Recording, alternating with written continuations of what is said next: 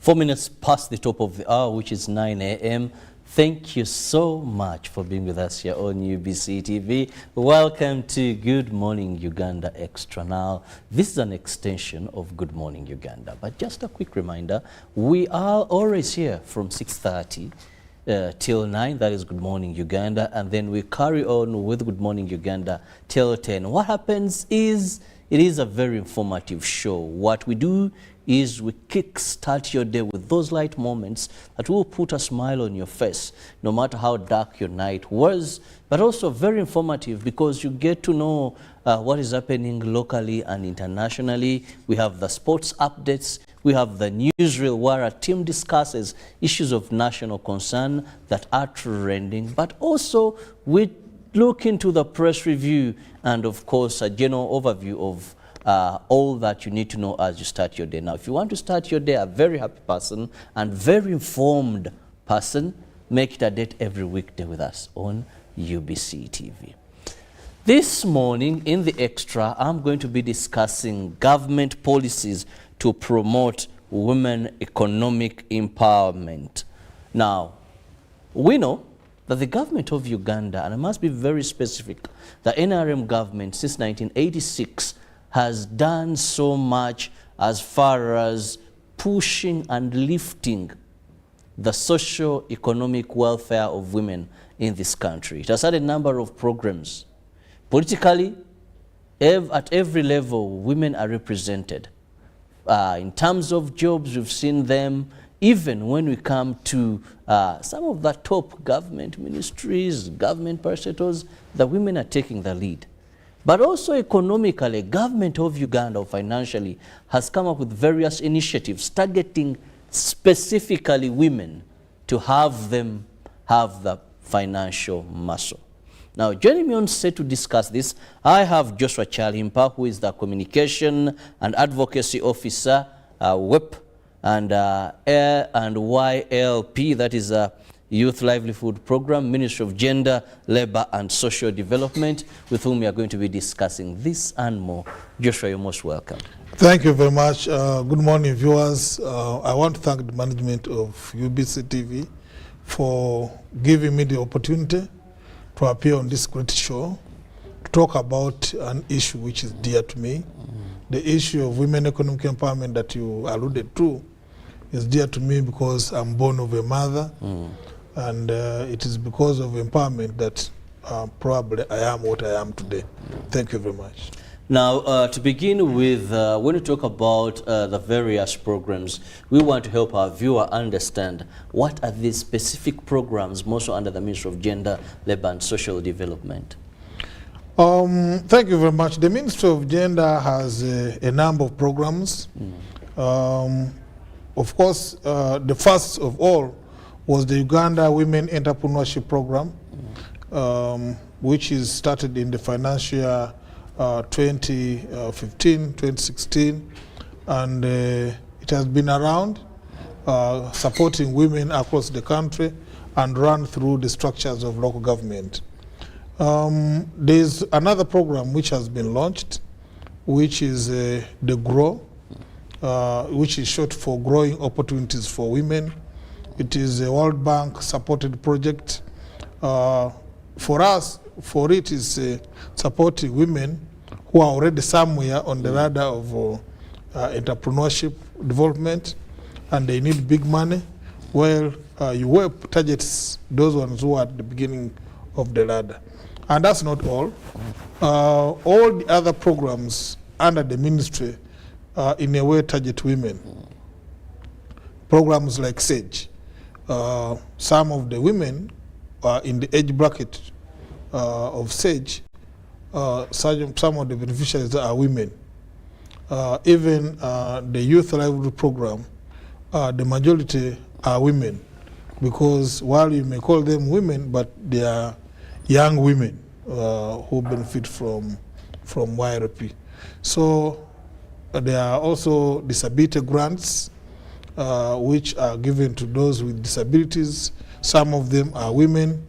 So we have a cocktail of programs within the Ministry of Gender, Labor and Social Development. but also without the ministry, which is the bigger government, where you have other programs such as the PDM, Parish Development Model, which gives a specific allocation of 30% of funds to go to women. So the government is taking the bull by the horns by addressing one of the key issues where we had lagged behind as a country. Just a bit of history. Go ahead. Around 1995, there was this famous conference which sat in Beijing in China, where leaders from across the globe, from civil society, from government, met and they came up with key resolutions which formed the Beijing Platform of Action. The Beijing Platform of Action put together a number of things that must be done within this century to ensure that the women are empowered. One of them was assuring political participation. When we came back, that's why in the Constitution of Uganda, the issue of ensuring or ring-fencing specific slots for politicians, where you have a representative for women at member of parliament level, at each local government, at the district, I mean in each district for members of parliament, in the local council. Now, those were addressed by the Constitution. And we have women politicians, many of them now. It came about through that resolution under the Beijing Platform of Action. Now, there was the issue of health, maternal health, that the women who were dying because of giving birth, when they're giving birth, the mortality rate was high, and that issue was also targeted by government, and those numbers have been falling. Now, one issue where we are lagging behind as a country was the issue of women economic empowerment, which was one of the areas that was looked at during the Beijing Platform of Action. And recently, like I told you, following advocacy by the Ministry of Gender and other stakeholders, in the financial year 2015-2016, the government came up with a women-centric program called the Uganda Women Entrepreneurship Program. It was the first time in actual terms that the government was addressing this challenge where we were lagging behind in the area of fulfilling the requirements of the Beijing Platform of Action. So we have come from a long way. I'm happy to report that the government has not stopped at the launching of the Uganda Women Entrepreneurship Program, but is even looking ahead to bring on board other programs, because we know that one intervention alone for women who have been left behind for a very long time would not be enough. Now, that is Beijing Platform of Action. But in the Constitution, in the Ugandan Constitution, particularly Article 21 of Constitution, talks about the issue of gender equality and elimination of all forms, freedom from discrimination for women, Article 21. Now, freedom from discrimination includes elimination of cultures that discriminate women. And one of them, for example, is the issue of inheritance. That women were left out from the sphere of economic activity because, according to our culture, which is based on a patriarchy system, that women don't inherit land. Yes. And of course, like, you need land to get collateral, to get money from a bank. So women were being left behind, and that's why now UEP came in handy to enable the women get money without necessarily having collateral. You don't need collateral security to get money from UEP. I'm sure even other programs that are being designed by government, including GROW, you don't need Korato. So those are requirements within our constitution, and of course the number of other requirements within the constitution which talk about equality in terms of women in this country. So the government is responding to those, and there are also international instruments that we ratified. For example, the UN, the CEDAW, UN CEDAW, Commission on Elimination of all forms of discrimination against women, CEDAW. Uganda ratified it, and one of the things that we talk about is I already mentioned, embedded in our constitution, in line with the requirement of CEDAW, where we are not supposed to eliminate. And now Uganda is measured on progress of those. Every year we appear before the UN to respond where we have moved, where we have progress in terms of adherence to those requirements of the international protocols. Now, Joshua, that rich and good background, indeed, I want to thank you for it, that you've just talked about the different protocols, our constitution. Now, let's go to how far and how good have these programs really worked? Because we know that we still have a number of women, mostly in rural areas, that are still living in poverty. Yet when you talk about these very good programs, they are variable. Even in Kampala, you still find yet there is such programs. How have we progressed in terms of people taking the money, making proper use of it? I know these are not grants. Then also ensuring that they can be able to repay so that the revolving fund nature continues to work. Thank you very much, Shirabo. As we appear today this week, we've been commemorating the International Rural Women's Day, which is a day which was proclaimed under the UN system to recognize the important role the rural women play in upholding economies. You'll be surprised that the hurdles that women go through notwithstanding, women have played a crucial role in sustaining the economy. For example, the Ugandan economy heavily depends on agriculture. 60% or thereabout of the labor force on the farm is provided by women. Of course, the unfortunate bit of it is that while they control the majority of the labor force on the farm, the proceeds thereof are owned by men. The owners of the land. For example, because the land is owned by men, now the women are not into the cash crop economy. If you plant coffee, it belongs to a man, because where you are planting it belongs to a man. Now, you can't plant trees, eucalyptus, you can't plant things like that. So, whereas they provide the labor force on the farm, most of their labor is unpaid for. So after growing what belongs to the family, tilling the land, planting the coffee, then you plant a small plantation of potatoes and cassava, which is eaten at home. And the home or the leadership of the home does not compensate you for that labor.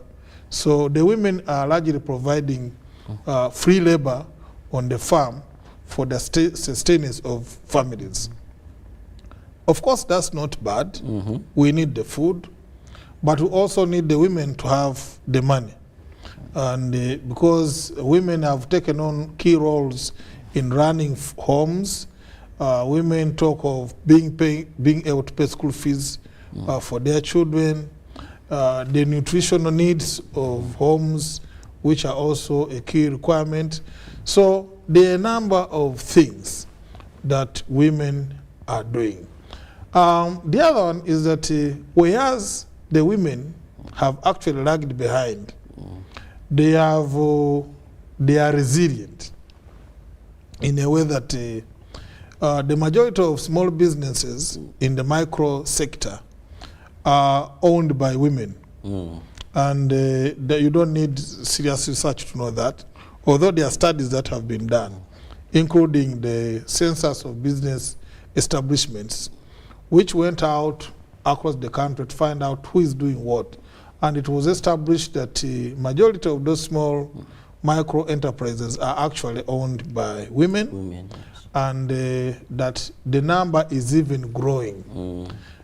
However, the challenge was that even when they own those small businesses, they remain at a micro level. They don't grow into small and medium enterprises. And this is because they are always picking money from those small businesses to meet the home needs. You know, a woman who is selling, for example, charcoal, if she makes 20,000, she will probably use 10,000 of the profits to buy food, to buy sauce at home, and look after the children.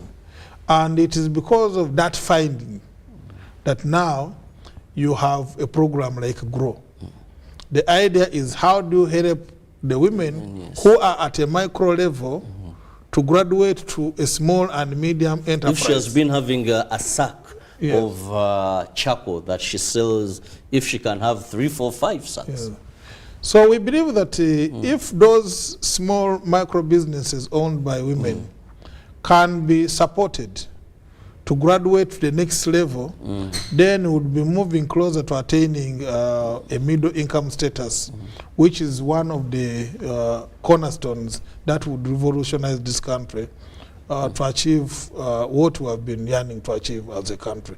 So you cannot achieve that level if the women, there is no special attention given to women.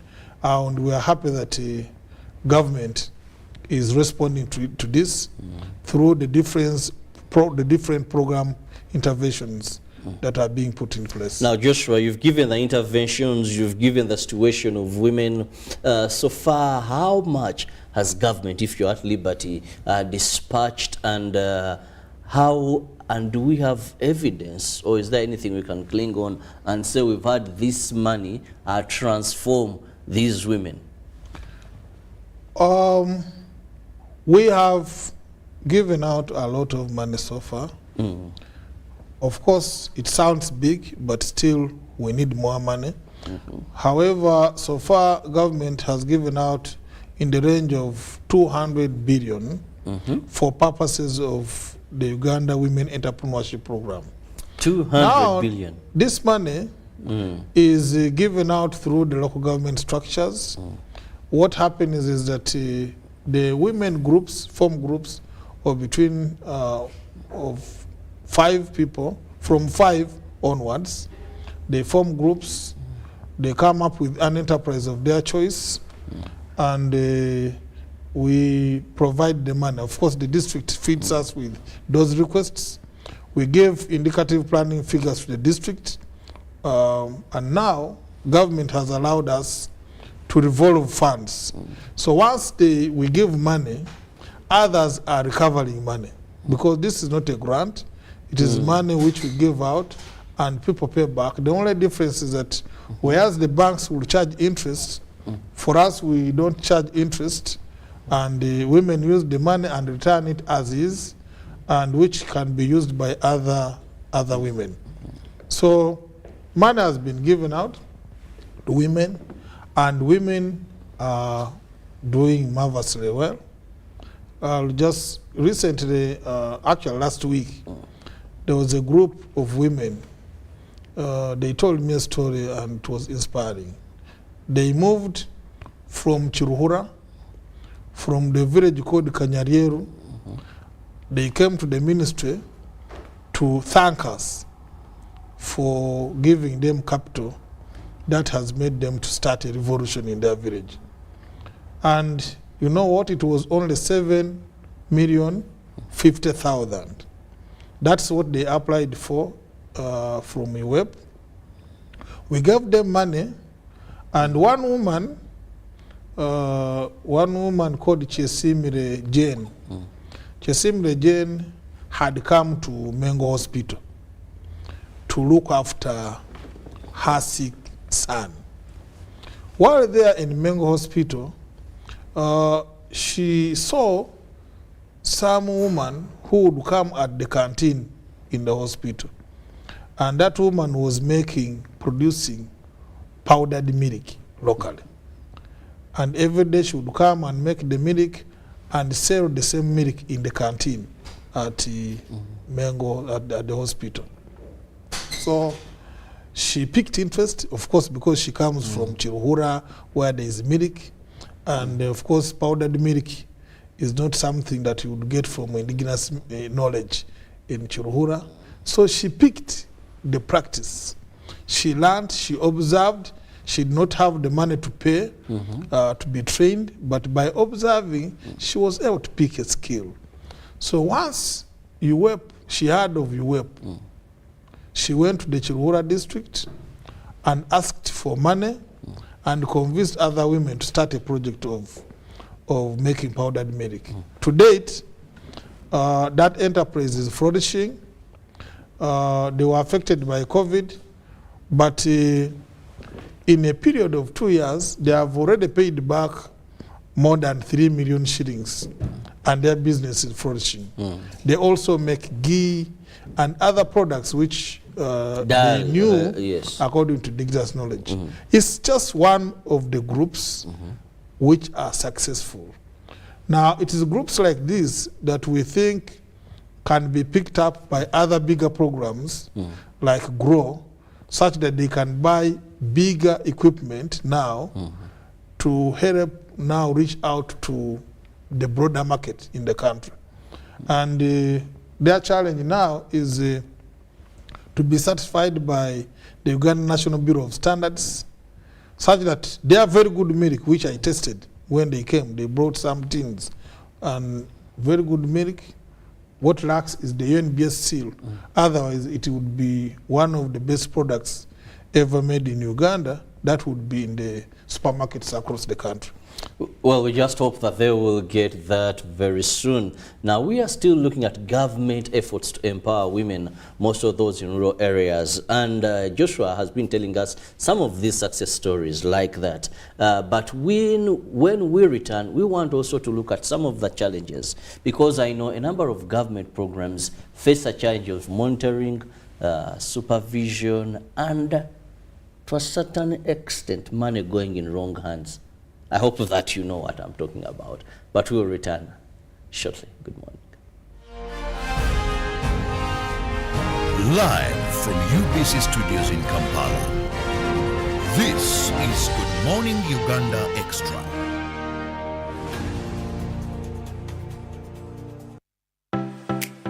UBC is the national public broadcaster. We educate, inform, entertain, and inspire our audiences.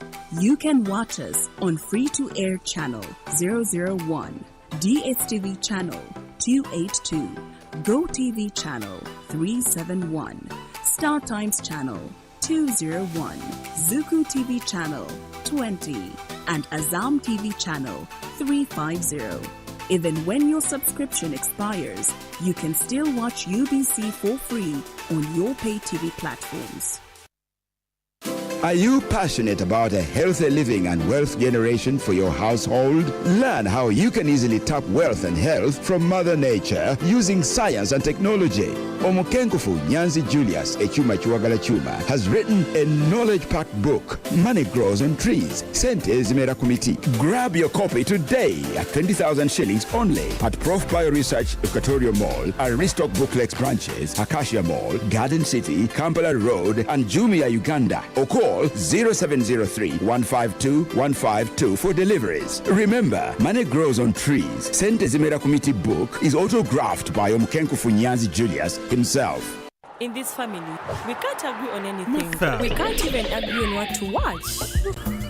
All the games to play. Martha. Ndowoza Mulabi, we can't even agree on what to eat. At least the one thing for now we can all agree on is the soap to use. He likes that it's big and lasts long. Anti-economy. I like that it keeps my skin smooth. Ate alina echovu. And the children like that. It smells amazing. Everyone is happy. Movit soap comes in 4 fantastic flavors. Movit family soap is truly soap for the whole family. Movit. All day confidence. Juko. Yo. Check the shopping, man. What's your secret? Haven't you heard of the parish development model PDM? Yes, I did, but I thought it was just a talk. No, it is real. I and a few friends together formed a circle, accessed money from the PDM, invested in a poultry project, and now things are moving. Juko. I thought I was one of your friends. You are, but you left me behind. I didn't leave you in poverty. What you do, just visit your LC2 chairperson and your parish chief and start the process of economic transformation. Just like that. The parish development model is an initiative from the government of Uganda through the Ministry of Local Government designed to transform all lives of Ugandans for the better. PDM, my parish, my development, my life.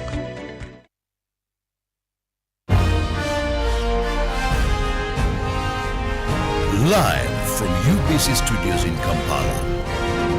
This is Good Morning Uganda Extra.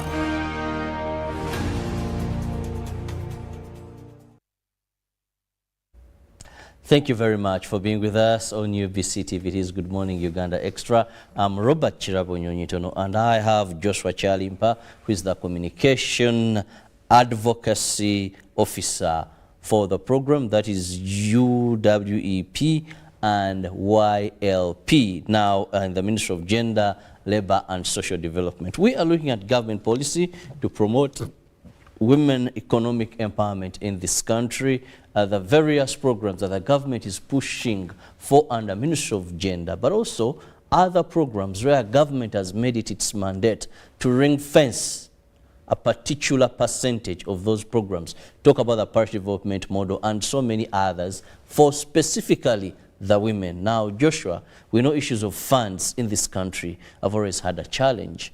Sometimes recovery is the problem. Sometimes for not understanding why they're being given that money, the purpose for the money. Some tell you President Atwebaza Kumulonda, the President thank us for electing him. Others will tell you this is government money, we just eat. All that. So for these particular programs, the economic women empowerment program, how so far have you overcome, or do you have these challenges anyway? Thank you very much. It's true, there are challenges, but the challenges are manageable. Let me give you an example.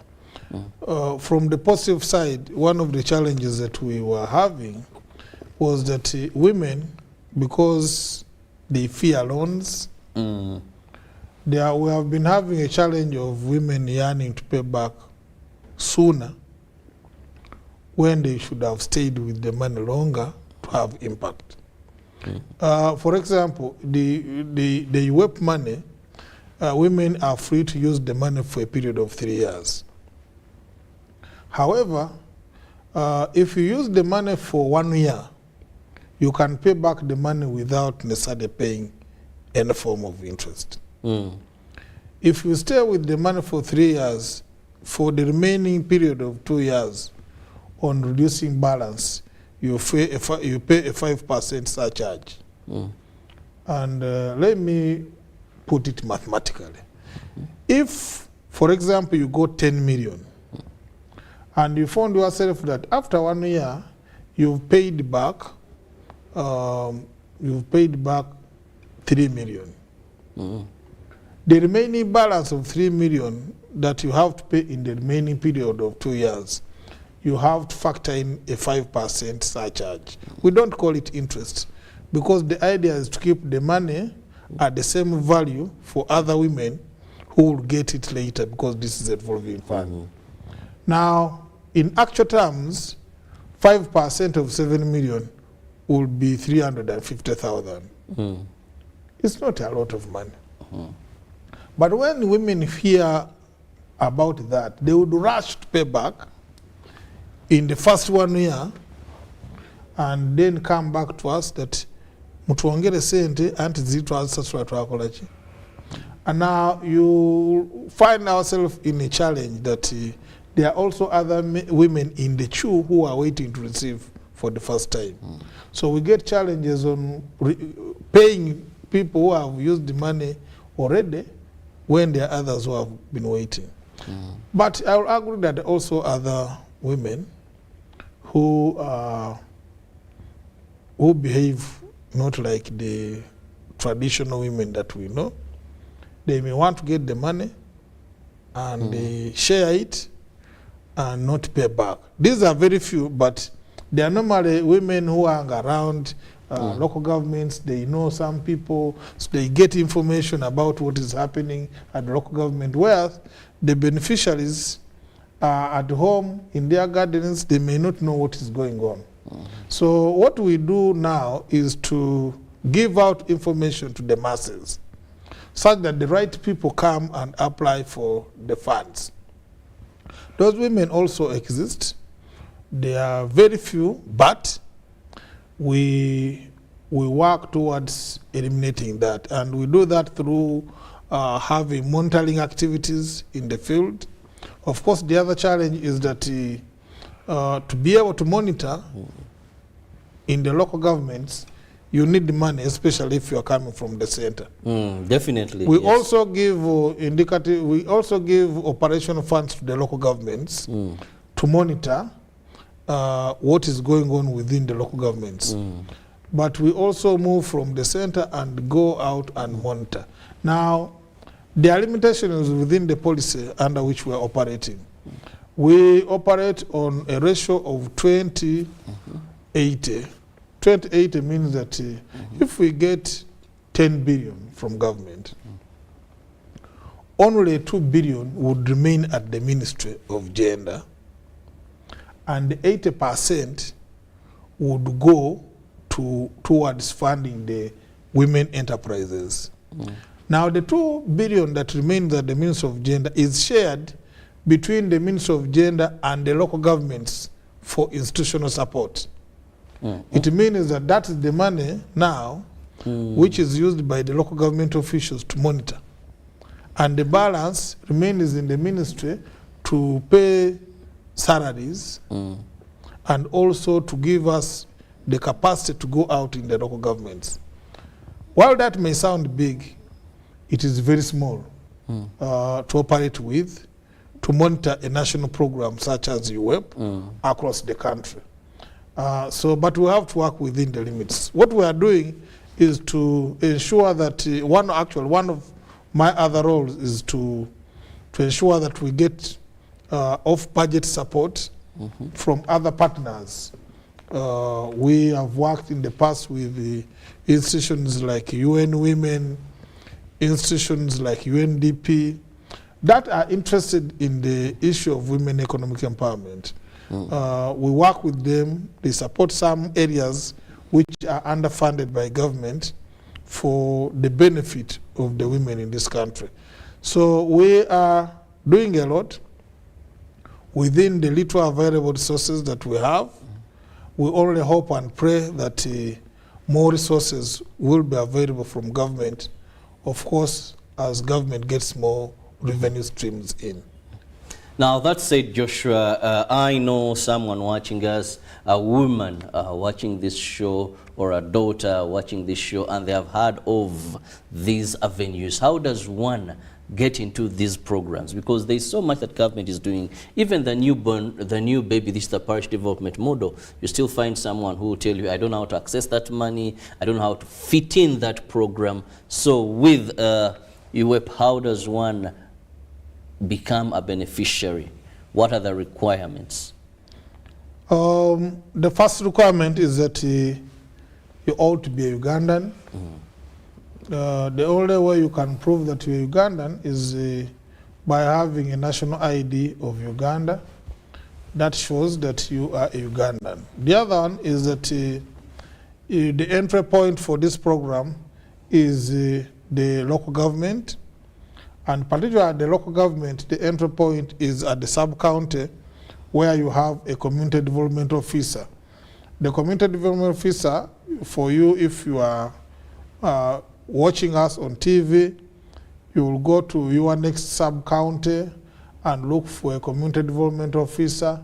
And when you go there, you'll find out about forms for expression of interest forms for Uganda Women Entrepreneurship Program. And this can be available to you by the CDO. Now, what the requirement therein is that you need to show what exactly you want to do. You need to also show the membership of your group. And you need to be in a group of 5 people or beyond. The minimum is 5. You indicate how much money you will need to undertake the enterprise. Sometimes people are asking for little money when they could have gotten money. For example, someone wants to do piggery and is asking for 3 million. And when you do an assessment, you find that the money is not enough to undertake the kind of enterprise that you are writing that you want to do. Sometimes we raise that money in line with our technical knowledge of projects like that. Sometimes you may ask for money, but we have a ceiling. The ceiling is that you can apply up to a maximum of 12.5 million for the ordinary projects. As a group? As a group. Yes. So you can apply that, you can get 12 million, you can get, it's not a given that you get the 12.5, but we give up to 12.5 million for somebody to undertake the enterprise. And many people have asked and got the money and were able to do their enterprises, which are flourishing across the country. Now, it doesn't matter where you are in the country, because we are a national program. Whether you are in Karamoja, whether you're in Gulu, Arua, Kisoro, you can still access these programs because we operate through the local government structures. Well, very interesting there. Why would you be a woman in poverty, yet you can come up with a group and tap from this opportunity that government of Uganda is putting up, and they have put up several of them when it comes to financially empowering the women of this country. Now, Joshua, when I look at time, it seems to be flying. But let me, before I let you go, let me have your parting shot to the viewer. Dear viewer, we are happy to be here. The government is very much interested in uplifting the standards of women, because we are aware that Uganda can only achieve attaining the middle income status if women who form the majority population in this country are targeted. The women form 51% of the population according to latest figures. The numbers can only go higher if we go for another census. And if this bigger population is not targeted, we cannot go far. They have taken on other roles. They are paying school fees. They are meeting the nutrition requirements of the children and the other people at home.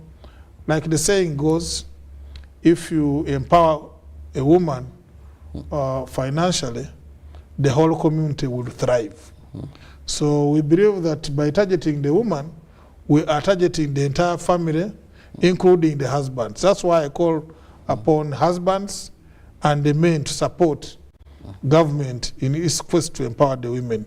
Some men may fear that the government is trying to dislodge them from their privileged position. It's not so. If the woman is empowered, the whole support is to the family, because the benefits go to everybody, including the man. Thank you very much for having me on the program. Well, I want to thank you so much, Joshua Chalimpa, the Communications and Advocacy Officer, UWEP, and YLP, that is the Youth Livelihood Program, at the Ministry of Gender, Labour and Social Development. Thank you for your time, and I just hope our viewer, you've picked so much, especially the ladies, that government of Uganda has intentionally put up programs aimed at empowering you economically. Partake of these opportunities, have the groups, seek information, and ensure that you do not miss from this golden opportunity. Have a lovely day. God bless you. See you tomorrow. God willing, good morning for God and my country. Live from UBC Studios in Kampala, this is Good Morning Uganda Extra.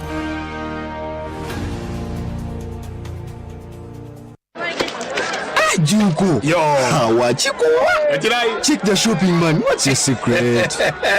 Uganda, haven't you heard of the parish development model PDM? Yes, I did, but I thought it was just a talk. No, Sebatia. It is real.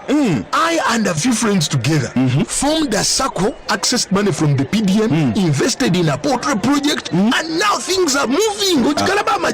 Juko. I thought I was one of your friends. You are. But you left me behind. I didn't leave you in poverty. What you do, just visit your LC2 chairperson and your parish chief and start the process of economic transformation. Just like that. The parish development model is an initiative from the government of Uganda through the Ministry of Local Government designed to transform all lives of Ugandans for the better. PDM, my parish, my development, my life. In this family, we can't agree on anything. Martha. We can't even agree on what to watch. All the games to play. Martha.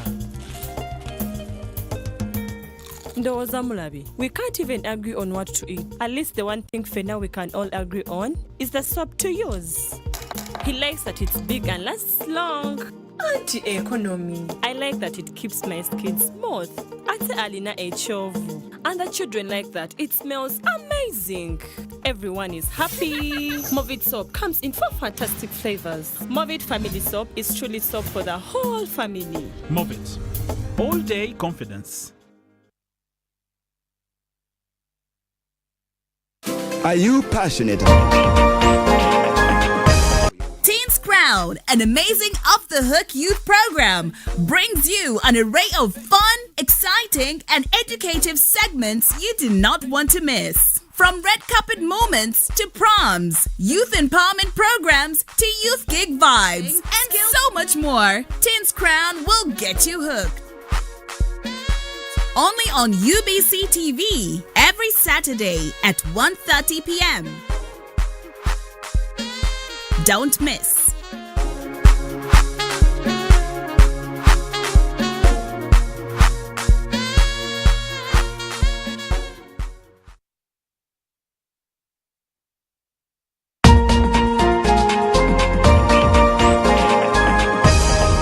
This weekend on UBC. You are not a human being having a spiritual experience. You're a spiritual being having a human experience. I lost my mom when I was a teenager. I was about 15. Have you been able to process the fact that you're not there anymore? I desire a man that sees me. Marriages and intimate relationships are failing everywhere in the world. It's a show that's going to change lives. In order for me to truly heal, I need to be vulnerable. One of the things that actually prevents people from exercising, exercise just seems like something that other people do. You need to watch this episode. I'm the catalyst. I transform lives by transforming minds. And welcome to the Transformation Show. This weekend on UBC.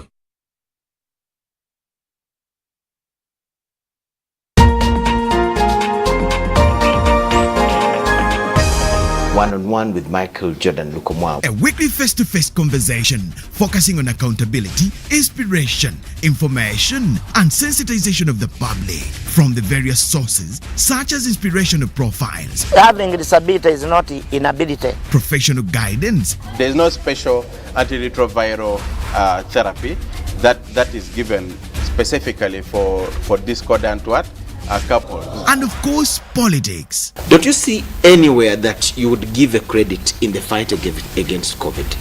My role as the owner of the country is not to, be preoccupied by giving credit to my servant. We have said that if we are to talk to General Museveni, there must be certain conditions in place. Is it true that you paid 5 million shillings to MPs that voted for Anita Monga and Tayebo? That is laughable. Why would we pay when we have nominated them as SEC? The Sovereign Party has been represented in Uganda's parliament for 10 years. We own by one MP, you yourself and my daughter, Susan. Every Friday 9 p.m. it's one-on-one with Michael Jordan Lukomwa on UBC TV, inspiring Uganda.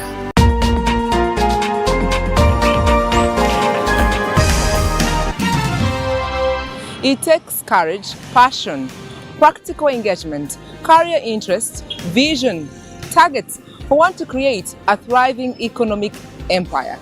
Entrepreneurs Hub giving you a deep and unique insight into agribusiness, services, ICT and innovation, industrialization and so much more. Entrepreneurs Hub growing your small, medium and large business entity with yours truly, Sandra Kahunde, right here on UBC, inspiring Uganda.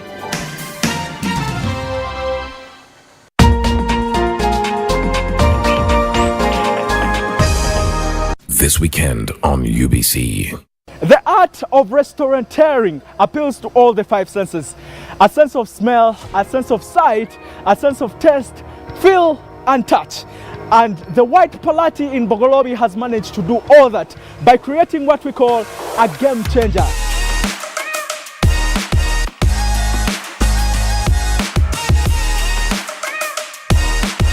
White Palati, basically the Palati is a plate in Greek language, and the concept is all related to the Greece concept, the ambience and everything. Ladies and gentlemen, today we are so delighted to have such a humble superstar. She has this beautiful presence that is very compelling and quite charming. Ladies and gentlemen, Nambi. Oh, I knew she would laugh at that. Ladies and gentlemen, I give you Dorit Napata. Hi, hello.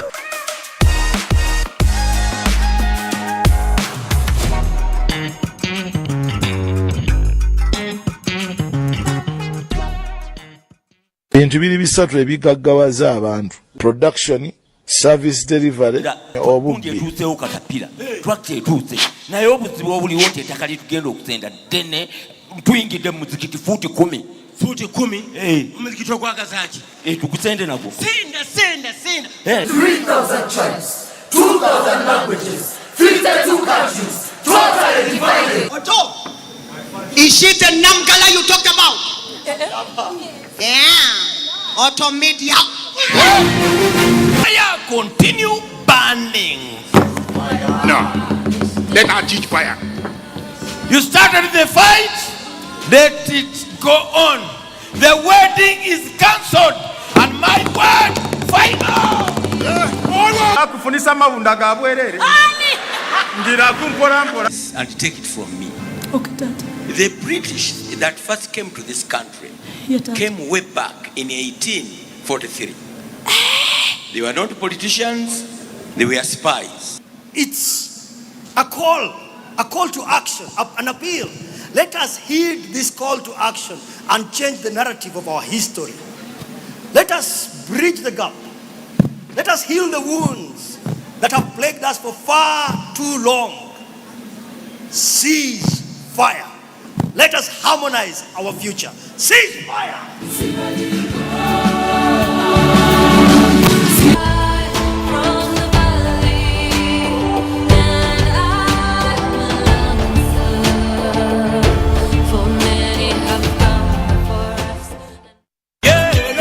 After the massive launch of the Museveni Awoma hit song by His Excellency Yoweri Kaguta Museveni at Kololo Independence Grounds, ladies and gentlemen, Munamasa Kansereko Emma welcomes you to Museveni Awoma Extra.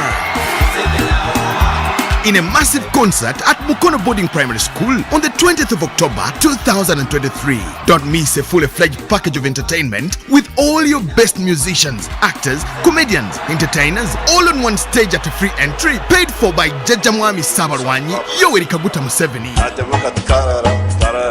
We'll have so many activities this time round, starting with the health camp on the 17th of October, Bulungi Wansi, among many others. Come, let's have fun with Jaja Mwami before Nsereko Emma takes the Museveni Awoma tour in the diaspora in the UK, South Africa, USA and Turkey. Come, let's have our test of the Museveni Awoma Extra before Nsereko Emma takes his diaspora tour from November to December in the UK, USA, South Africa and Turkey. Don't miss Museveni Awoma Extra, sponsored by the NRM Diaspora Fraternity. That's wonderful. Now I know what you have been up to. Uganda, get ready for a run that will light up lives. Youth Go Green, in partnership with the Ministry of Energy, invites you to be a part of the 5th SDG run under the theme Run for Energy Access. Her Excellency Jessica Alupo, the Vice President of the Republic of Uganda, will flag off this epic run on Sunday, 29th October 2023 at Kololo Grounds starting at 7:30 a.m. Register today for the 5-kilometer, 10-kilometer and 17-kilometer run and book your kit at only 20,000 shillings. Call 0788 964 857 or 0701 030 673. Come run for your SDG.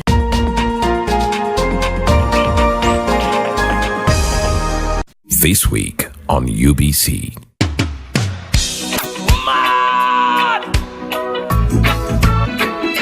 It's the freak himself, DJ Santos, the problem. Oh my God!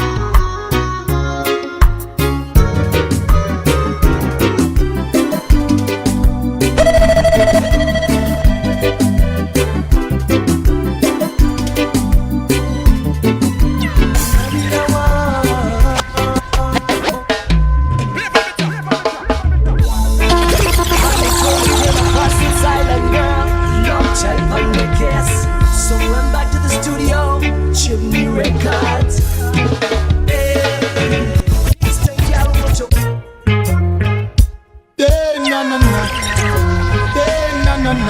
From the blues to the streets of Africa, DJ Santos. Follow me on Facebook, Twitter, Instagram, and YouTube at DJ Santos. Can you play that song? Set the mood for me. Hallelujah, let's go! Let's go!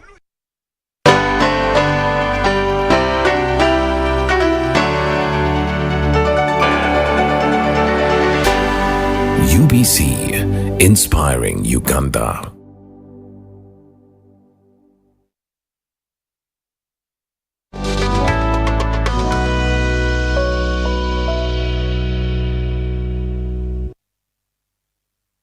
Good evening and welcome to Behind the Headlines. My name is Timothy Nyangweso. Especially looking at the national exams beginning with UCE already rolled out, UPLE about to roll out, and USCE about to roll out. We also look at stories of a teacher being arrested for leaked exams. We look further and see expired degrees. Our education system has had a windfall of different things happening to it. But the biggest question is education versus employability. A report came out by UWEZO in 2014 that showed that the literacy in this country was at 76.5%. The same report spoke about 63% of graduates that could not get employed.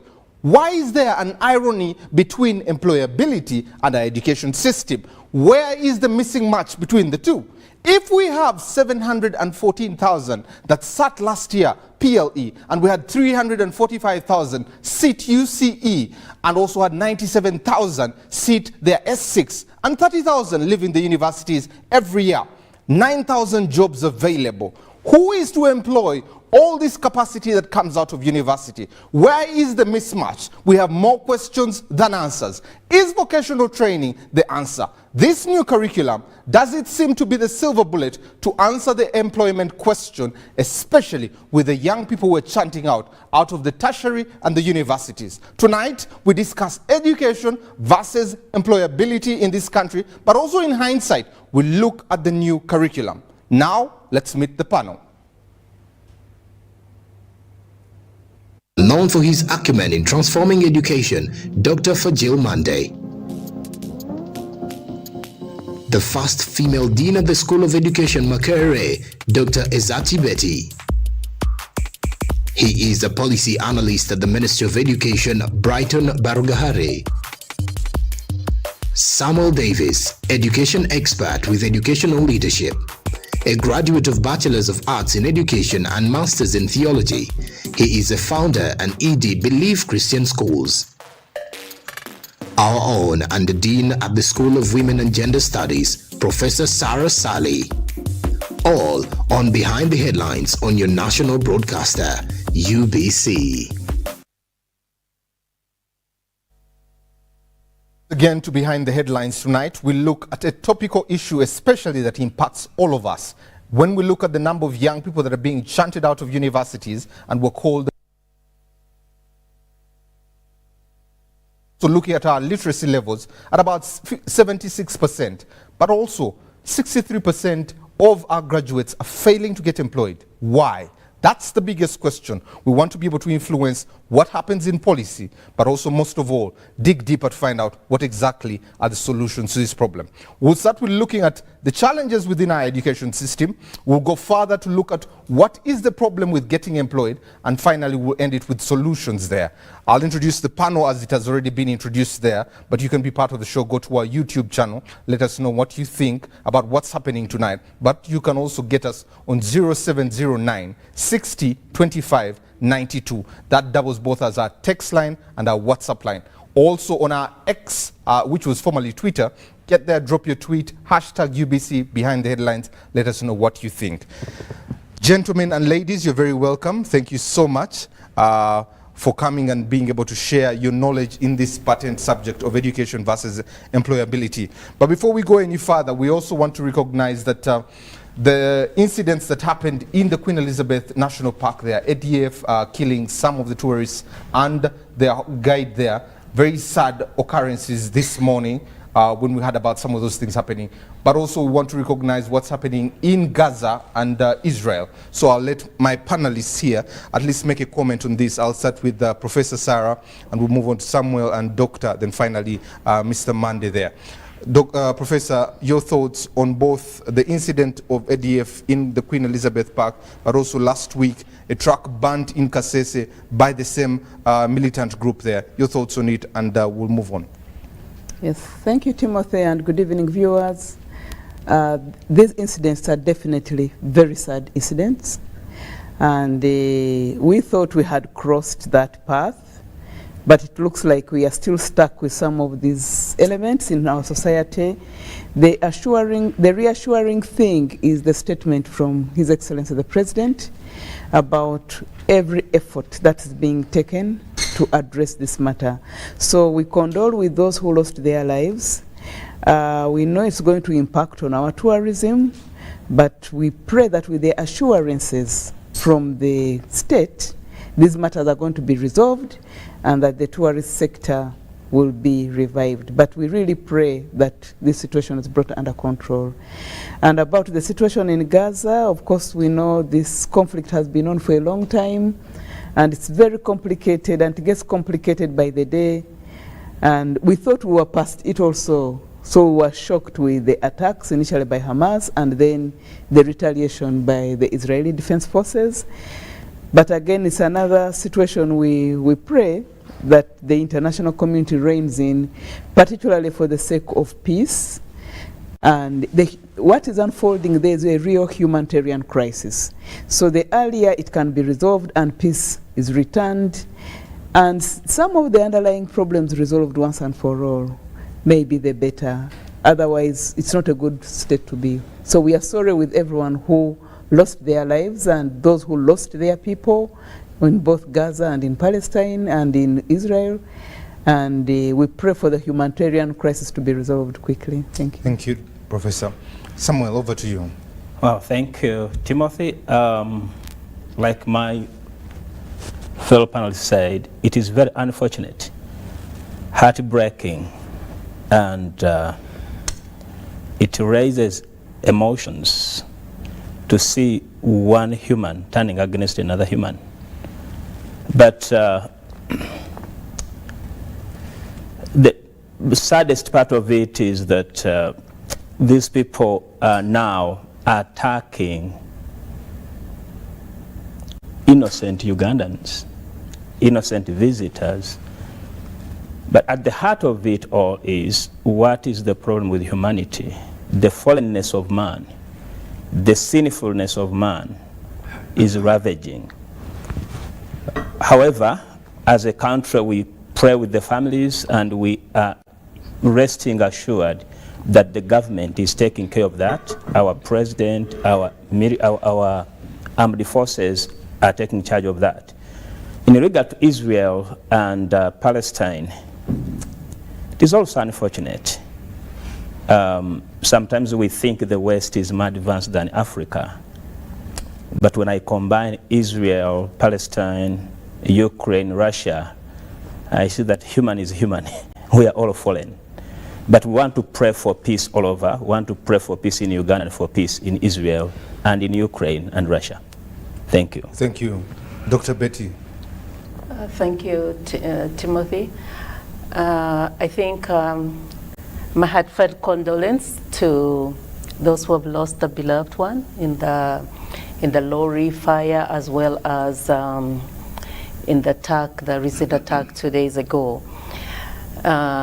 It's really unfortunate, but many times when things like that happen, sometimes it's meant to scare off everybody and to send fear on the population as well as visitors who may want to come to the country. But I want to look at this as a one-off, and like my colleagues have said, we have got the assurance that actions is being taken, that the security forces in this country are not sleeping.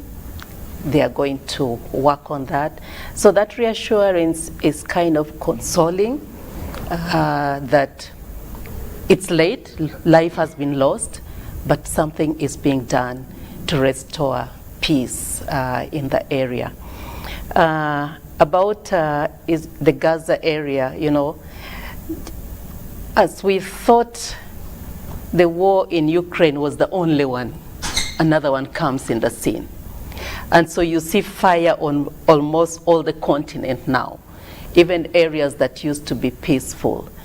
And I think globally there's need to really rethink how to restore peace globally, and particularly deal with the areas that are currently warring, and deal with them in such a way that we avoid the losses that are taking place, the innocent people that are being killed, the children that are being killed, starvation as a result of lack of food and resources that are needed for those who are living in those areas.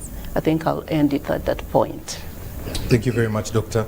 Mr. Fajil.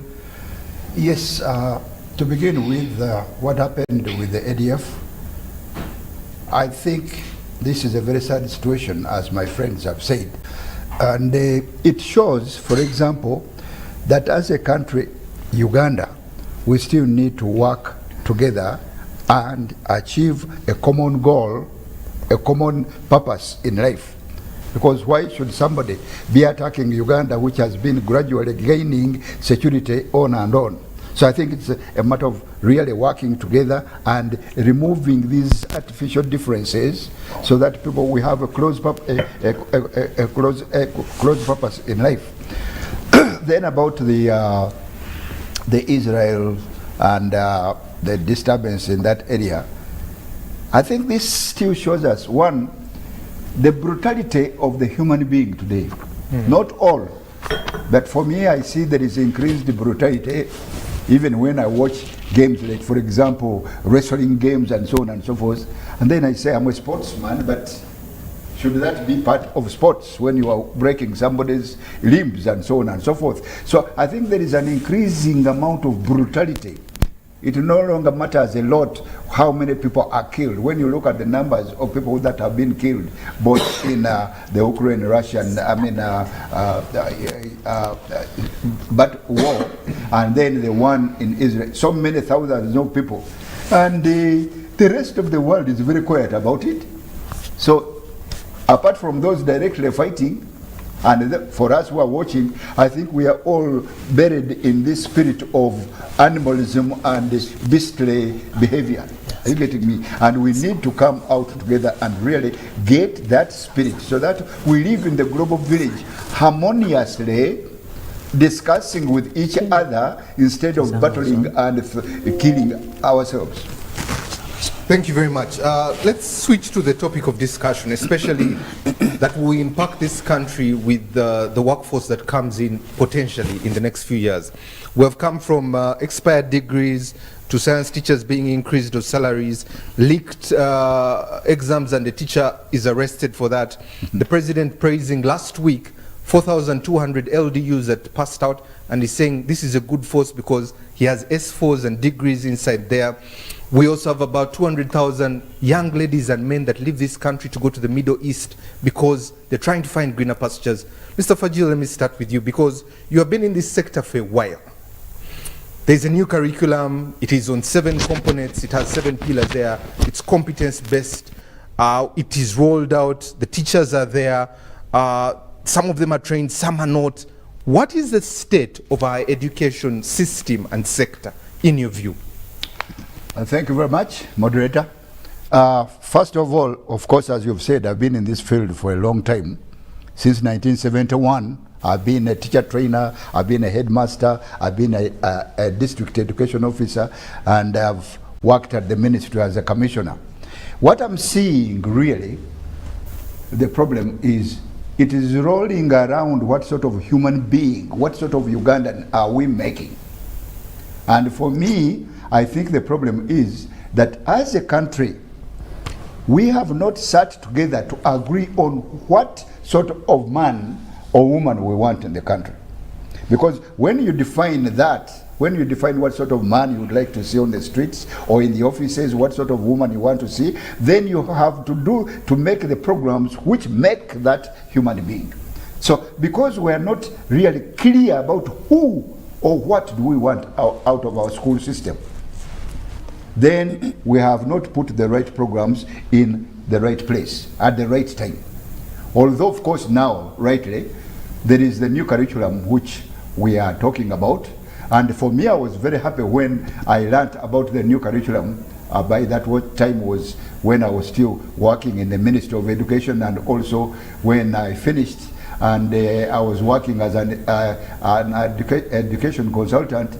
The new curriculum is actually big news for me, and it should be big news for all Ugandans. For me, I thought that when they came out clearly to say that all the young people who were finishing senior 4, and this was out of a valid research carried out by the NCDC with other teammates, that this curriculum was not producing the right worker in the field and the right employer in the field.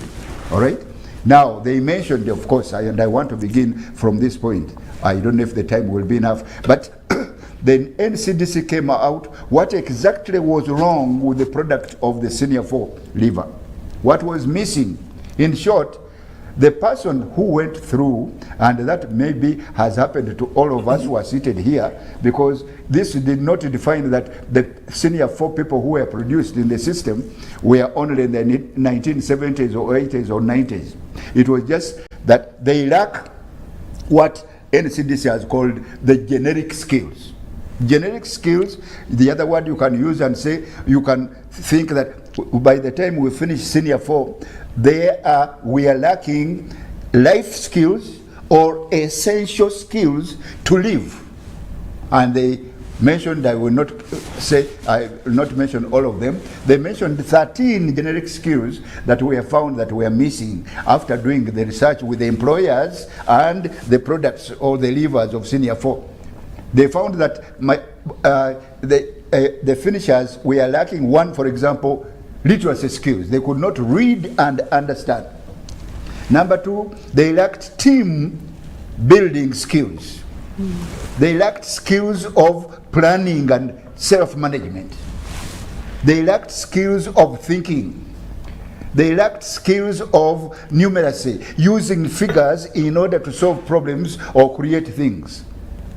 They lacked skills of curiosity, The spirit of, let me find out what is going to happen. Because a human being must always find out, even find out the world, what God created for us, and find out and how to use it. So really that means that we are producing a human being, okay, who is not sufficiently developed in order to have the essential skills which dictate the way you live your life. In fact, when I hear, of course, the fact is, Africa and Uganda, we have the fastest growing population. And then I ask, but what sort of population is it? Is a population only gratified because of the numbers? No, a population is, and I want to underline this, a population, for example, Ugandans should be known worldwide, and Africa should produce people who own or who have skills that can be used in order to take advantage of what God gave us. Because I'm sure Africa is one of the most gifted continents on earth. So we need to really emphasize the development of the soft skills, the real skills that make. But presently, I think the whole world, the whole Uganda is pulled by what is happening in technology, what is happening in ICT. Thereby, we are actually making even the situation worse. I have no quarrel with ICT and technology and robots and so on and so forth, but I am very worried about the de-skilling of the human being. Okay. Yeah. Let me bring in Doctor. Doctor, you've also been in this field a while. This education curriculum, not the new one, the one we had before, was brought in by the colonialists. Last week we were discussing something closer to that. Did we tailor make it? Are we just on quantitative?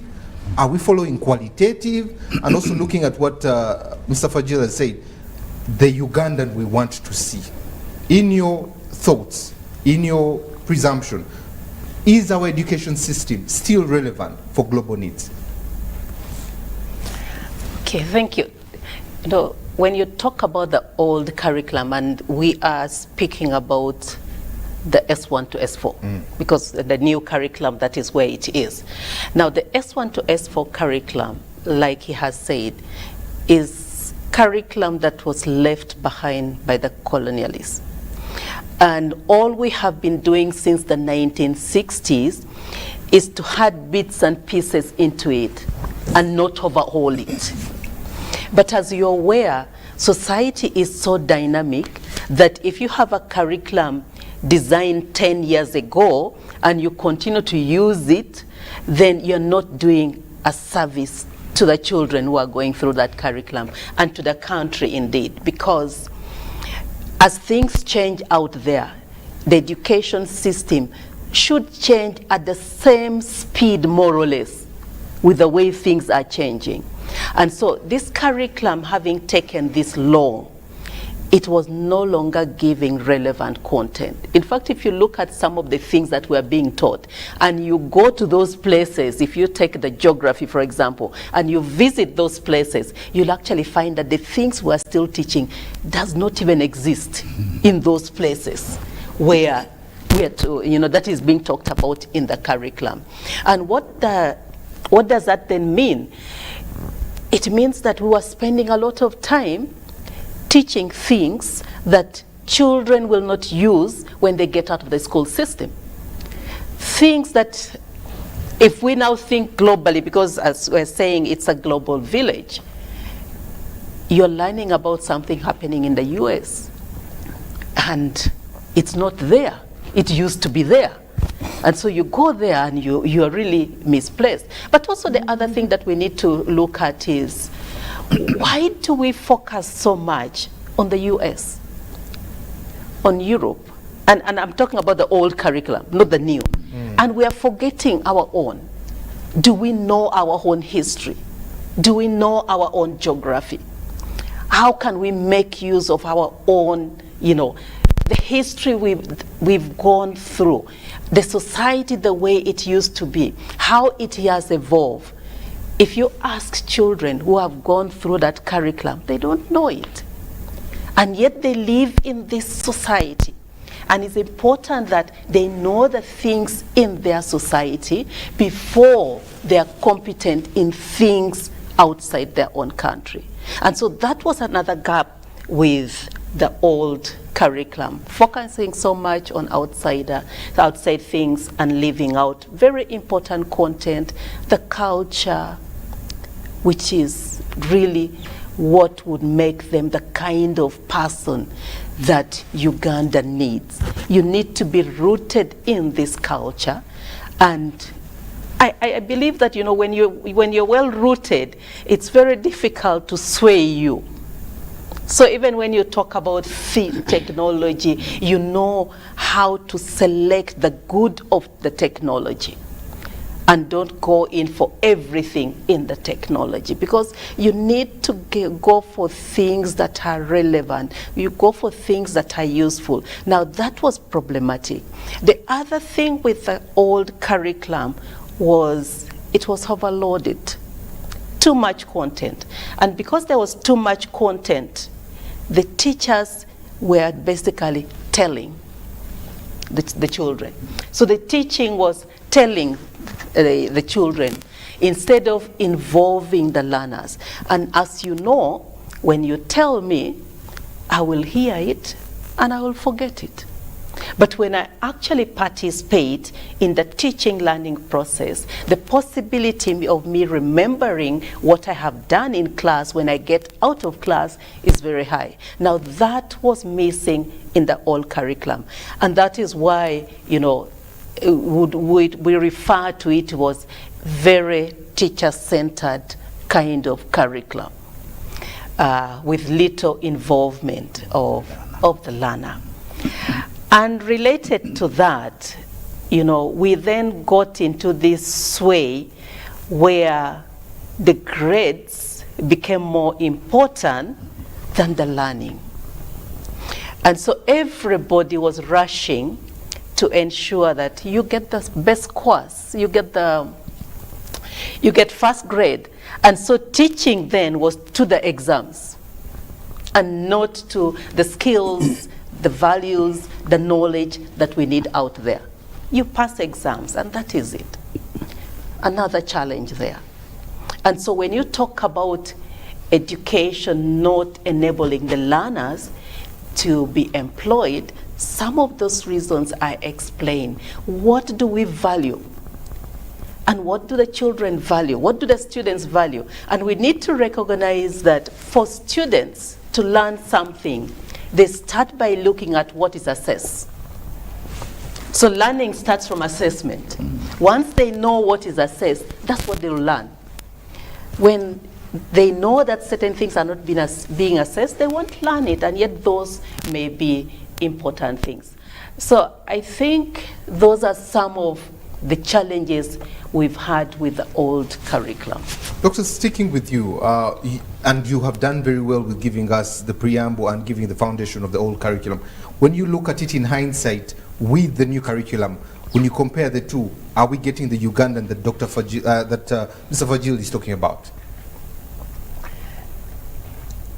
In the long run, I would say so. And I'm saying in the long run because the new curriculum is coming in the middle. You have P1 to P7, you have S5 and S6, and you have university. So you have this curriculum introduced in the middle, and for us to have it holistically and get the Uganda we need to begin looking at what are we teaching the ones who go to pre-primary and then come to primary, transit to secondary, and continue to the university. So that curriculum, the line through must be speaking the same thing. You know, it's interesting in education. If you have the school do one thing and the home does another, the information that is given in school is not reinforced outside.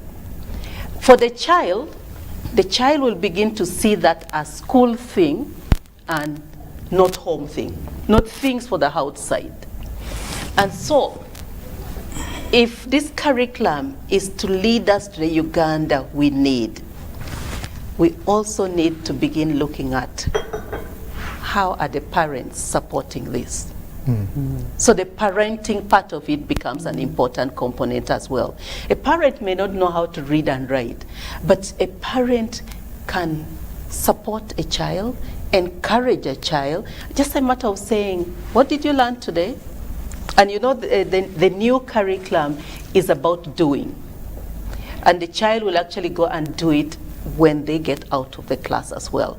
And so if they are doing it at home and doing it out of the class and a parent is supporting it, that means home is beginning to reinforce the learning introduced in schools. And with that hope, I think I'm very positive that we will get fruitful results from the new curriculum. Something you said about results, and I'll come back to that one, especially when we look at the quality, the results we want, and we're only following the results there. Samuel, let me come to you. Especially with the liberalization, you are in a space that has liberalized education there. Education is meant to be an equalizer for everyone, but it seems to have haves and have-nots. In your view, how do we bridge that gap, that it is a benefit to every Ugandan? Wow, thank you. I want to take this as a tripod. First, as an educationist, as a parent, because I have school-going children. My son is in senior 2, and my daughter is writing PLA, I have to, this year. But also as an investor or an entrepreneur, rather an employer. In response to your question, equality would be the goal of every education.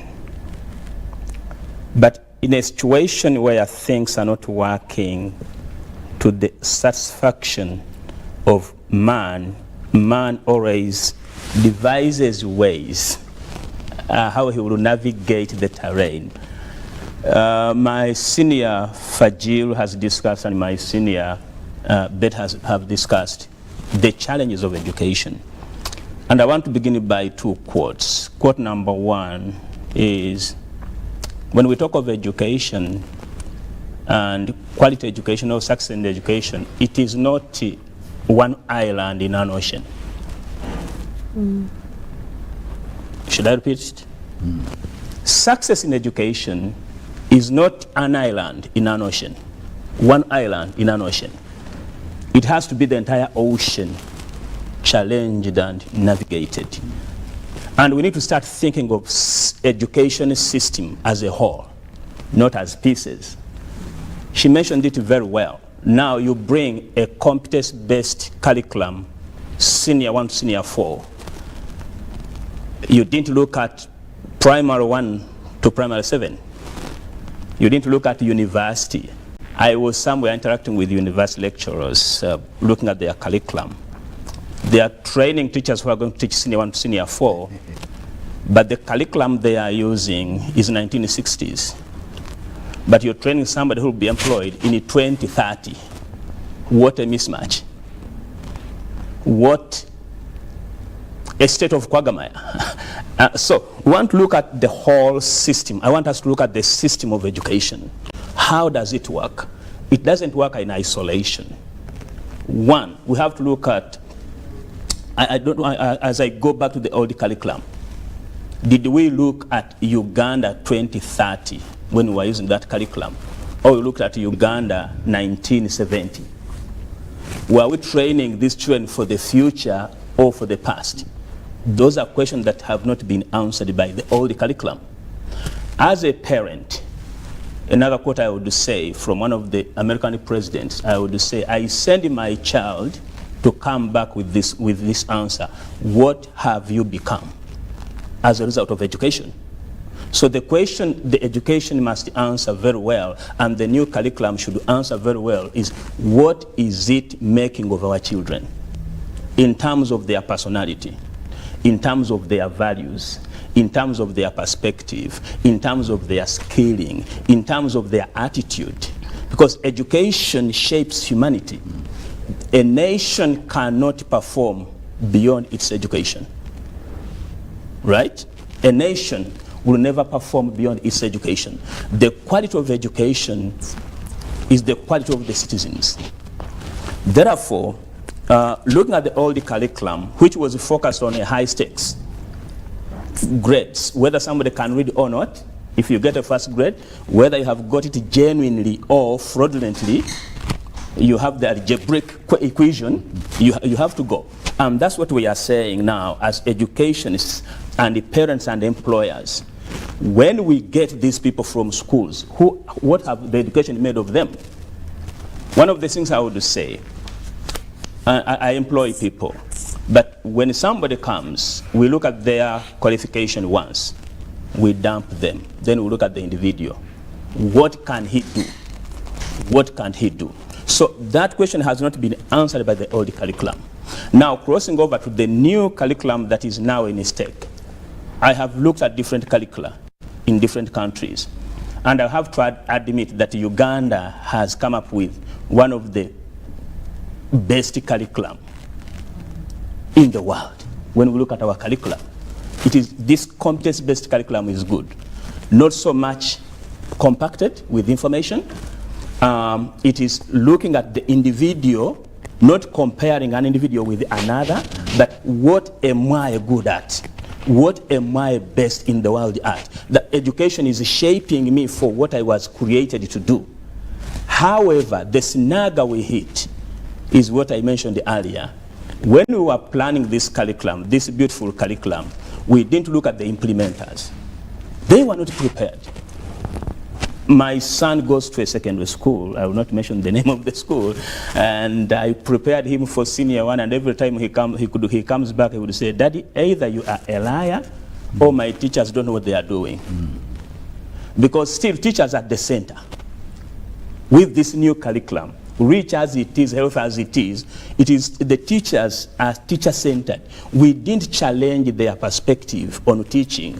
We didn't challenge their approach on teaching. We didn't challenge their understanding of what teaching is. They are still teaching the old way.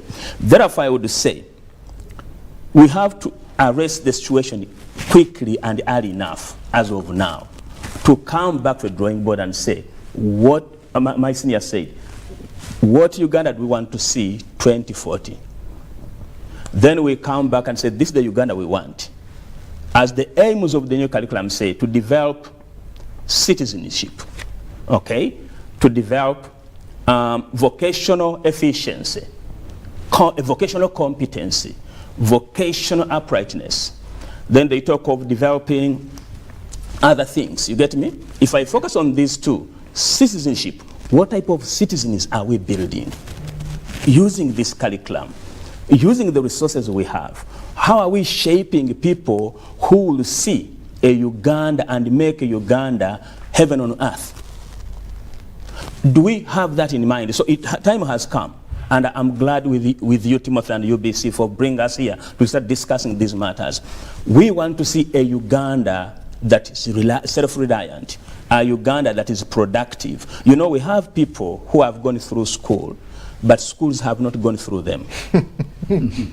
Okay?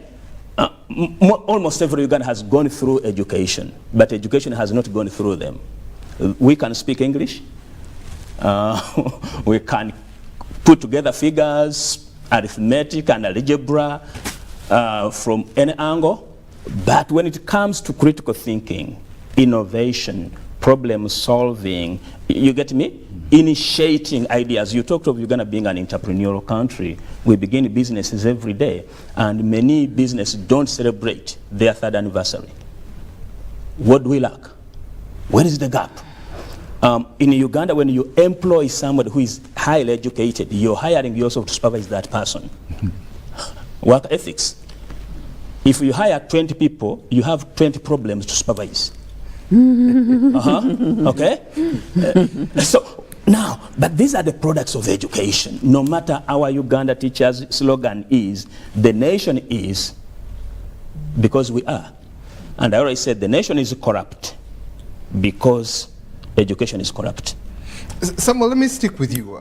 Let's come back to the liberalization. I'm going to come to Professor Sarah. Yeah. There is a lot of liberalization.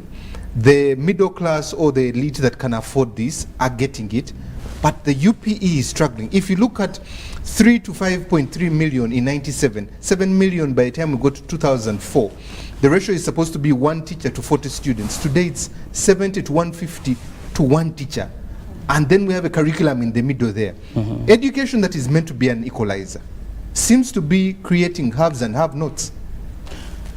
Once we chose to be a capitalistic country and set a liberal agenda, you know, some of these terms, we love using them, but we don't think critically. Liberalization does not mean equality.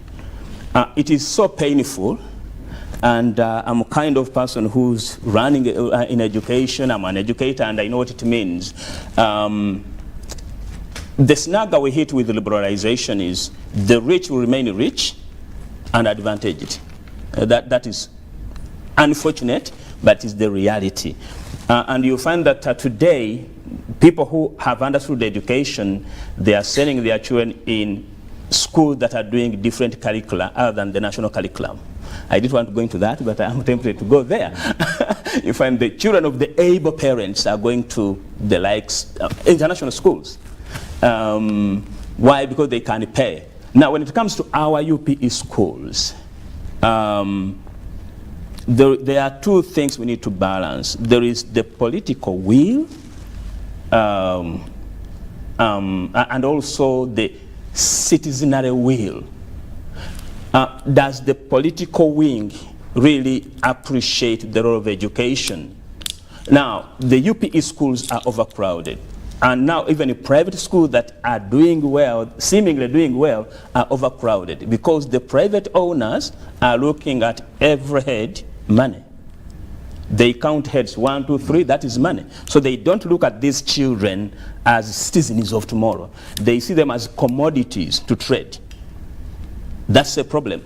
The government has the desire to see every child go through school, but do we have enough funding to balance the equation of 1 teacher to 40 students or 45?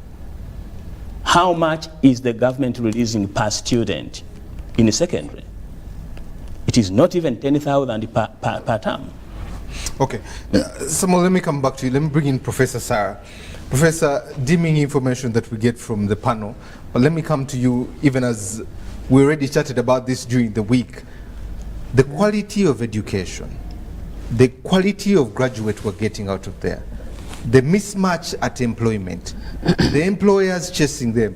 Already someone said, you hire 20, those are 20 problems for you. When you look at this debacle we have here, what is the way out? Once more, thank you, Timothy. First of all, I would like to agree with what all the previous speakers have said, that we have a crisis, that we have a mismatch between what we are producing and what we are employing.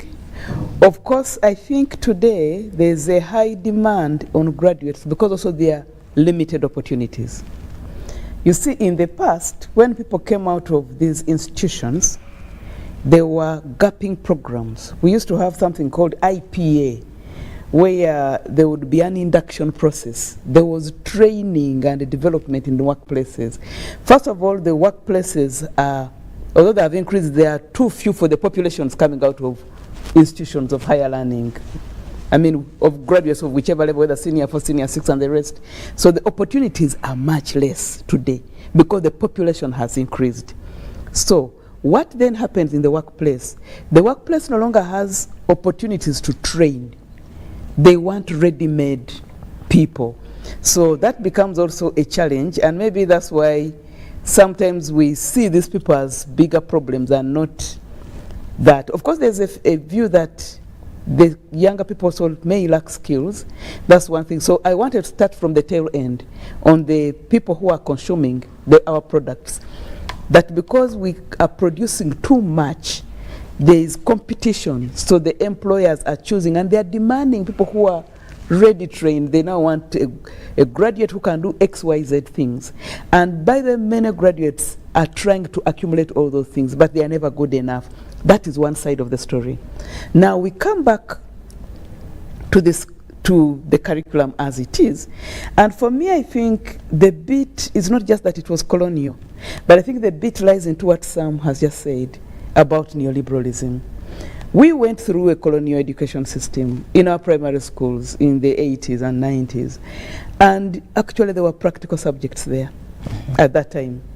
There was woodwork, there was home economics, there was typing and office practice. There were quite a number of things. What seemed to take these things out is neoliberalism, privatization, changing the education sector into an enterprise. Of course, people then take loans against those and produce this. The children, I mean, because they have to pay back loans. So as he said, every head has a sign of money. And so schools ceased from being just places where you trained people to become the rightful citizen. And I've said this before, when we were in primary school, we used to have subjects like civics. You went on parade in the morning, you said prayers, you sang their theme. So you came out as some kind of citizen. Beyond the classroom, you sang the anthem, the head of state's picture was there, you also said prayers, you went to class, you came out. So the school, I don't know whether that is curriculum or not, but anyway, the school package was a little bit more holistic than it is now. But what happens when privatization came in? The race for grades picked up, because you needed to show that your school produces only 4s or only 6s or only 12s or 18s, regardless of the level. Because when you produced that, then more people came in, and then you got more money. Because believe you me, every community has a normal distribution curve. It can't be that one school only has the A grades and another school just has the bad grades. Of course, you started by telling us about a teacher who stole, or who was allegedly found leaking exams. There are worse things which are not even reported, whereby all children pay in a particular school, but when it comes to doing the final exams, they will make, and they are perceived to be weak because they're not going to be in the top 5, top notch. So these people are taken to sit their exam from another school somewhere. And as parents, you're told, your child is here, but we've registered the child there. Look, these are all unethical things, because you take fees of an S-class kind of school, and they're very high fees. But because this child is going to make you look bad, you are not even interested in making this child improve and learn. So you make the child sit from somewhere, and we see these kids being shuttled across the city and in many places. So those are some of the vices which have come up as a result of privatization. And now we have, the government does its very best. The regulators like NCDC are doing their work. They say this is the curriculum, this is how you have to train people, and they hope and believe that teachers are doing the right thing. Now, teachers try to do the right things, but even when you talk to teachers, they tell you the challenge they have is the school owners and the school managers. When results come up, as teachers of the candidate classes, you're called. Why didn't you perform? Then you begin saying, I'm trying to follow the guidelines of NCDC and how each child has to be given a chance, you'll be exited. And actually, teachers have confessed about school owners telling them, theirs is not a charity, it is a business, and you have to produce particular kinds of grades. So teachers then end up being conflicted. They are trained to be professional, they know what the right thing to do is. But they cannot be, because they have to survive. And of course, there are many other vices, not paying teachers on time during school holidays. So you have that problem. Now, what happens when the hens come to roost? That now every school realizes for you to pass kids to be ranked as a performing school, because you also know there are benefits which come with being a performing school. You get to be put in the UNEB marking system. So everyone who is doing the right thing professionally then adopts that. So liberalization, privatization has ended up shaping an agenda where learning doesn't matter, but the race for grades matters. Now, the problem with that then is the challenge you're seeing in terms of outputs. Students arriving into the university when they cannot read, when they cannot write, when they cannot spell. And then the public is like, Makerere, what are you producing? Your people cannot. But Makerere also got them like that. And with the curriculum we have in the university, it is semesterized, it's 14 weeks. After that, you do exams. Of course, now things are beginning to change because we are into blended learning, online learning, where you have to do a detailed design document, where you have to set your scheme of teaching very well. So that might change. We're also learning in a very difficult way, but we are learning. We are committed to learning. But what I'm saying is because of what is happening at another level, the higher education institutions are inheriting learners who will tell you, even when you tell them, go to the library and read, you'll have some resistance there. And finally, when you tell them, ask them, but you came from A-class schools, didn't you read? They said the books were there, the libraries were there. It was not necessary to go there. Because what mattered is you got the teacher's notes, regurgitated them, and passed. The sporting, the everything. So learning got shortchanged because of privatization. And then finally, the employers receive them. They receive them, they really can't read, they are lacking the soft skills, which now the new curriculum is supposed to be helping us with, and we pray it will help us with things like collaboration, things like execution. Every Ugandan kid has very wonderful ideas on how to make money. The issue, they cannot go beyond the ideas. That becomes a challenge. So soft skills like communication, basic skills like keeping time, basic things like enduring. You know, now everyone wants to be an employer, a self-employed, simply because they're not disciplined. That's the whole race with self-employment among young kids. So I don't want to work for people, I want to be self-employed. You say, what was the problem with your employer? Yeah, I don't want to be dictated to, you know, for me I want to work when I want to work. These are the soft skills which we hope the new curriculum is going to help with. So we have a cycle, and it goes back to what he said, success is not just one island. So we have to look at this cycle holistically and make sense of what it is, basically by connecting the dots. What are we producing? Where does this problem begin from? How can we fix? We appreciate that senior 1 to senior 4 is what has been targeted. We also appreciate that the universities are beginning to shift to DDD, to detailed design documents. But between 4 and university and kindergarten to senior 1, something has to be done. Thank Professor, you. Before we get on to Mr. Brighton Bargahare, policy analyst with the Ministry of Education and Sports, the challenge now that I think I want to put to you is how do we solve this, but also looking at there's this new problem that even as private school is expensive, even UPE and UCE seems affordable, but even the poor can't afford it.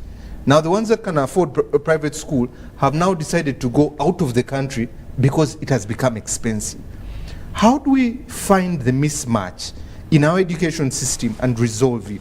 Because if we have a new curriculum in S1 to S4, then the products that are coming from primary school are no change.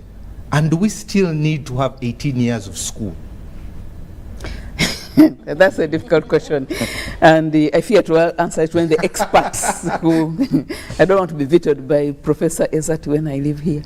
The issue is, well, I don't know whether you need 18 years of schooling. I think the increase in number of years of schooling is an indicator of lack of opportunities for dropping out earlier. Okay? Countries with very robust industrial and economic economies, people actually don't finish school. You drop out at 16 years, you go work, pick a skill, at 25 years you return. At least that was the case in the UK when I was doing my PhD. You didn't need to rest to university. Now, when there are no opportunities to absorb you at senior 4, you continue to A level. When there are no opportunities to absorb, children continue to university. When there are no opportunities, they continue, and that's why you're seeing straight from senior 6, we go into university, but straight from university, people are taking on a master's. It is very easy today to graduate in January, begin a master's in August of that same year. And sometimes you finish that master's and you start a PhD immediately. It is a communication of lack of opportunities. So that's why now the competence-based education, which wants to give everyone a skill by senior 4, becomes one of the key solutions. Not to stop those who want to race, if you want to race and go through, but to also say that if you have to stop somewhere, you are not stopping somewhere for nothing. you can be gainfully deployed either by yourself or by someone else. And I remember we were talking earlier, the whole issue is, actually for me, it's not just the education, it is the lack of skills that have died. When we were younger, for example, there were skills like making a mosquito net on the village. You now can't find someone who can make a mosquito net. Why? Because we are getting imported everything. There were village tailors, village carpenters, you can't get them. This country you cannot find a plumber in as much as we find them. So everything is a struggle. So we need the skill. We don't have the right thing because of the perception that there were no opportunities. Everyone went to university, but also every vocational institution was turned into a university. And it is because vocational education is expensive. Now, it's turned into a university not to continue with that vocational education, but to teach everything that you have already problematized. Because it is easier to have a class of social sciences, so every person is teaching social sciences, every person is teaching something where you can easily fit in, because again, even when we are talking about this practical curriculum, it is going to be expensive to finance. We don't want a practical curriculum taught theoretically. This practical curriculum has to be taught practically, as it is intended to be. So that is where the solution lies. First of all, looking at what our society is and what our demographics are, and then resolving it. And I've given the example of the new curriculum is one attempt the country is trying to do to resolve this. But to get out of this one, I think there will have to be the implementation side. Some talked about training the teachers, but there will also be need for having proper regulation. If I'm running my private school and I don't want to invest in woodwork and the rest, I can easily end up teaching this practical curriculum theoretically, and there's going to be a problem. But I think if that is done, and then we ensure that everyone has something to get out with and go with, and I think that will be able to attempt to resolve. After all, by the way, if you go outside Kampala, there are many people setting up small technical institutes. We are not the only ones seeing this as a problem. Many people in Uganda are seeing this as a problem. So if you go into villages, you'll find someone who is taking on school dropouts, giving them a skill. What they lack is enough support. But I think we are ready as a country for this, and we should resolve it. Okay, let's get Mr. Barugahare, if he's online with us. He's on Zoom there. He's a policy analyst with the Ministry of Education and Sports, for him to be able to give us his insight on some of the challenges they're facing. Mr. Barugahare, my question